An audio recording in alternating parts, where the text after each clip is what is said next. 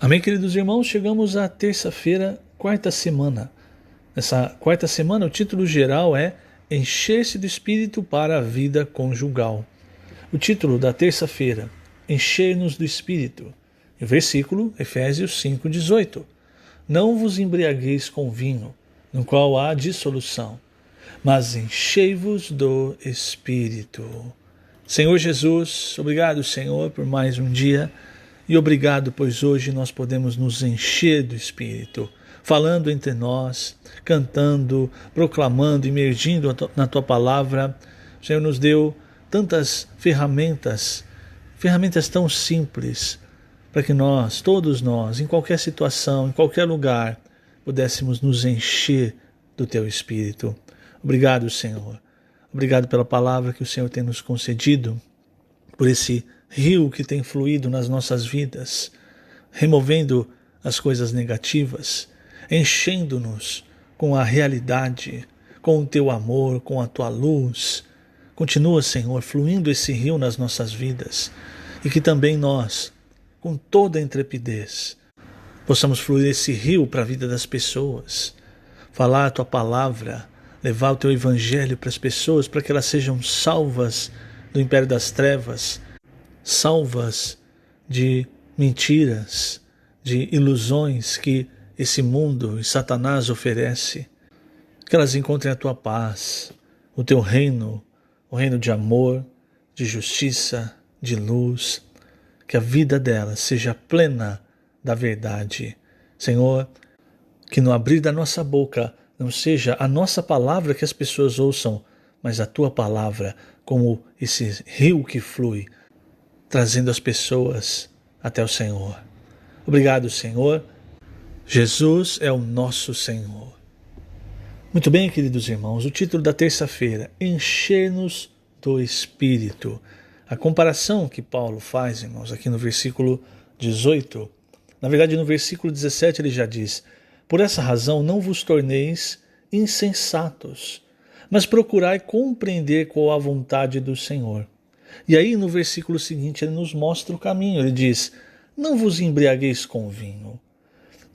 Embriagar-se com vinho não é só, não está falando só do vinho literalmente falando, não é?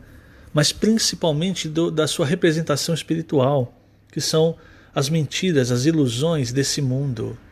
Então Paulo fala: não vos embriagueis com vinho, no qual há dissolução, mas enchei-vos do Espírito. É por nós nos enchermos do Espírito que nós entendemos a vontade do Senhor. Porque como o próprio Paulo diz em 1 Coríntios 2, é o Espírito de Deus que perscruta as profundezas de Deus. E quando ele perscruta essas profundezas, irmãos, não é simplesmente para deixar oculto. Deus quer nos dar revelação, revelação do seu coração, revelação da palavra, revelação do seu propósito. Por isso, irmãos, é muito importante nós nos enchermos do Espírito. Quando nós nos voltamos para os prazeres desse mundo, você percebe que a alegria que você desfruta é algo muito momentâneo, algo muito raso.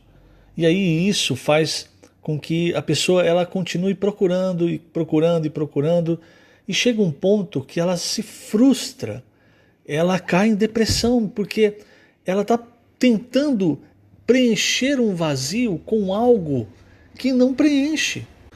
Lembre-se, por causa da queda, o ser humano hoje ele é cheio de vácuos, cheios de vazio no seu interior. E por causa disso, esses vazios eles precipitam muita coisa. Precipitam doenças, precipitam a violência, a falta de paz, entre outras coisas. O mau relacionamento entre casais, entre pais e filhos, entre amigos, enfim, irmãos, tudo isso está dentro de nós. Agora, o que Deus quer? Deus quer que nós nos enchamos do Espírito, porque o Espírito, irmãos, quando ele vem, ele traz, é como o rio da água da vida, o rio da graça, ele traz a solidez de Deus. Só Deus é a verdade, só Deus é eterno. Tudo aquilo que não é eterno, irmãos, aquilo que passa, não é real, não é verdade. Mas Deus, sendo eterno, ele preenche esses vácuos, esses vazios. E ele preenche com o quê? Com amor, com luz, com tudo o que Ele mesmo é. Por isso é tão importante, irmãos, cada vez mais nós exercitarmos o nosso espírito e não nos embriagarmos com o vinho desse mundo. Isso não quer dizer que você não possa desfrutar das coisas que Deus criou. Você tem o seu horário de lazer, você pode viajar com a sua família, enfim. Há muitas coisas, irmãos, que Deus, Ele nos deu. Tudo, na verdade, é para o nosso aprazimento. Agora, temos sempre que desfrutar dessas coisas na presença do Senhor, para não ser enganados por Satanás, ao colocar essas coisas na frente do que é mais importante, que é Deus. Veja, eu quero ler na página 58, o primeiro parágrafo. Na verdade, eu deveria ter começado lendo. Diz assim: ao encher-nos do Espírito, fazemos a vontade do Pai e não nos distraímos com os vinhos que o mundo oferece, seja para motivar-nos ou para alegrar-nos. Graças ao Senhor, temos um propósito claro em nossa vida: fazer a vontade de Deus. Essa é a nossa motivação. Aqueles que não seguem essa direção ficam perdidos e começam a buscar as pequenas alegrias da vida, como crescimento profissional, casamento, entretenimento, e infelizmente perdem-se nos prazeres do pecado. Então esse é o problema. Há muitos vinhos, e há vinhos que são legítimos, como o casamento, família, mas se nós nos deixarmos embriagarmos por essas coisas, se nós deixarmos que a nossa visão fique embaçada, nós não vamos conseguir servir ao Senhor, não vamos ter foco naquilo que é importante, que é fazer a vontade de Deus.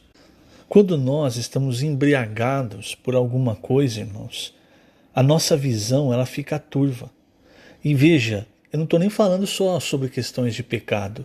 Pode ser coisas legítimas, como o cuidado desse mundo, o nosso trabalho, nossa família, casamento, filhos.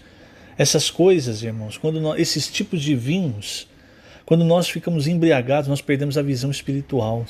E perdendo a visão espiritual, irmãos, nós corremos um grande risco de, diante do Senhor, nos portar de maneira inadequada.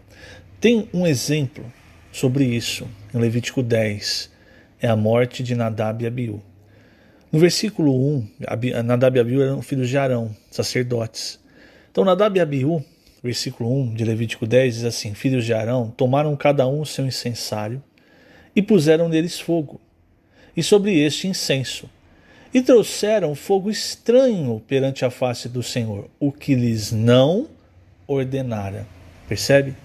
O que é isso? Eles tinham que tomar o fogo do altar. Eles pegaram fogo de outro lugar e levaram ali para oficiar no tabernáculo. Isso é o fogo estranho. O Senhor não aceita.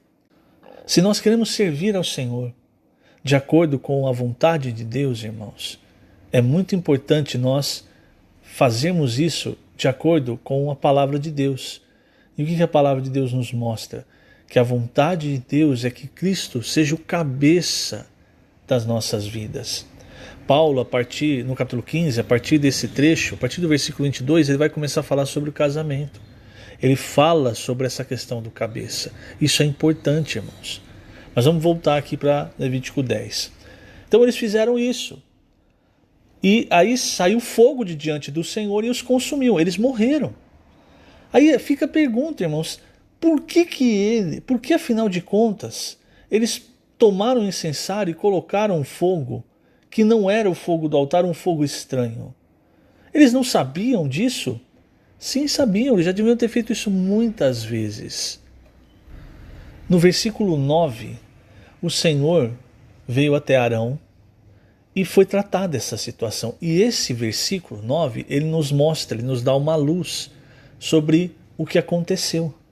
Então, no meio do luto de Arão, o Senhor disse assim, versículo 9: vinho ou bebida forte, tu e teus filhos não bebereis quando entrardes na tenda da congregação, para que não morrais. Estatuto perpétuo será isso entre as vossas gerações, para fazerdes diferença entre o santo e o profano, entre o imundo e o limpo.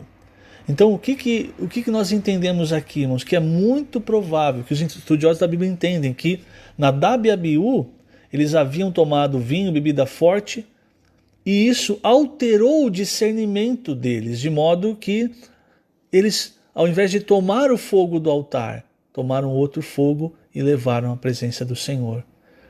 E o que o Senhor fala? Para fazer diferença entre o santo e o profano, entre o puro, entre o imundo e o limpo. O serviço das nossas mãos é fogo estranho para Deus. É um serviço profano, é um serviço imundo. Nós precisamos aprender a servir ao Senhor de acordo com a vontade de Deus, encabeçados por Cristo. Esse é o serviço que Deus aceita. Não parte de mim começar algo, não parte de mim terminar algo, não parte de mim mudar a regra no meio do jogo. Tá mais fácil pegar esse fogo do que o fogo do altar. Isso não é o que eu devo fazer, eu não devo opinar nisso. Por quê? Porque foi Deus que estabeleceu. Então, irmãos, nós precisamos tomar muito cuidado para que a nossa visão espiritual não fique embaçada por causa de algum vinho, seja a questão do vinho do mundo ou até vinhos, entre aspas, legítimos, que, como eu disse, é o nosso sustento, nosso casamento, a nossa família, filhos, enfim. A vontade de Deus sempre tem que vir em primeiro lugar na nossa vida. Eu não posso, irmãos, distorcer a palavra de Deus para meu favor. Não, eu vou agir desse jeito aqui, porque assim, ele distorce a palavra. É fogo estranho. Uma hora vai causar algo terrível. Então, voltando agora para o texto do alimento diário, o que nós devemos fazer? Como servir ao Senhor? Nos enchendo do Espírito, porque quanto mais nós nos enchemos do Espírito, mais a nossa visão espiritual, ao invés de ficar embaçada, ela fica aguçada. Eu entendo melhor a vontade de Deus, a direção que Deus está apontando. Por isso Paulo ele diz, enchei-vos do Espírito, falando entre vós com salmos, entoando e louvando de coração ao Senhor, com hinos e cânticos. Quer dizer, são coisas no nosso dia a dia, irmãos. E andar no Espírito, o andar peripatel, é no nosso dia a dia, nosso viver.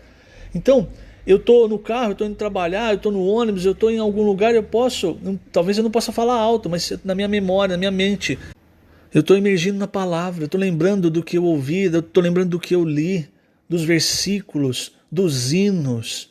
Aí chego em casa, tem a família, às vezes vai comentar só das coisas do dia a dia, das coisas no jornal, que estão acontecendo no país. Pode ser feito, irmãos, lógico, mas dê primazia para a palavra, imergindo na palavra, naquilo que nós estamos ouvindo, sabe, aquilo que nós estamos lendo, a porção que nós estamos lendo da Bíblia, enfim. Versículo 20, dando sempre graças por tudo a nosso Deus e Pai. Isso é tão importante, irmãos. Eu falo pela minha experiência, eu ainda reclamo muito mais do que dou graças. Quando eu reclamo, a situação não se resolve e eu fico com aquele gosto amargo. Quando eu dou graças, irmãos, mesmo que a situação não se resolva, o gosto é outro. Eu vou finalizar aqui lendo página 58, o último parágrafo. Paremos de perder tempo com conversas frívolas, vazias, e comecemos a proclamar a palavra profética entre nós, compartilhando a revelação que temos recebido do Senhor. Assim seremos iluminados e teremos uma mente frutífera. Aprendamos também a dar sempre graças a Deus por tudo. Ainda que estejamos passando por uma situação difícil, precisamos dar graças. Dessa maneira seremos aprovados pelo Pai e conseguiremos superar a dificuldade. Ter um coração grato é encher-se do Espírito. Mas quando murmuramos, somos como uma mulher rixosa de Provérbios. É terrível conviver com ela.